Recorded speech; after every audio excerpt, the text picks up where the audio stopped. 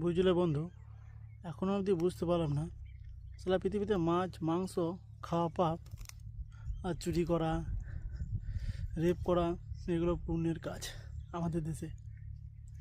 আর তোমার উন্নত দেশগুলোতে তুমি যা খাবে খাও, কোনো কিছু বারণ নেই, কিন্তু সেখানে তোমার চুরি করা, রেপ এবং আরও অন্যরকম কাজ আছে। তোমার উন্নত দেশগুলোতে চুরি করা, রেপ করা এইসবের সাজা হয়, আর সাজা দৃষ্টান্তমূলক সাজা।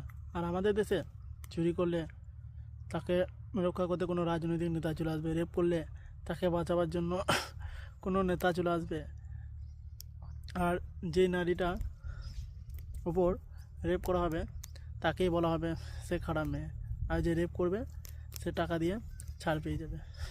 এই যে আমাদের দেশ। আর আমাদের দেশে নেতাগুলো শুধু ধর্মের নামে লড়াই লাগিয়ে দিয়ে দেশটাকে দিনের পর দিন উচ্ছানে পাঠাচ্ছে। না দেশে শিক্ষা আছে, না দেশে কোনো নিয়ম শৃঙ্খলা আছে। নেতাগুলো বিলাসবহুল জীবনযাপন করছে, আর ওদের বিলাসবহুল জীবনযাপন করার জন্য আমাদেরকে ট্যাক্স দিতে হচ্ছে। এই হচ্ছে আমাদের দেশ। তাই বলছি যুব সমাজ, এবার জেগে উঠো, অনেক হলো নেতাদের পা চাটা।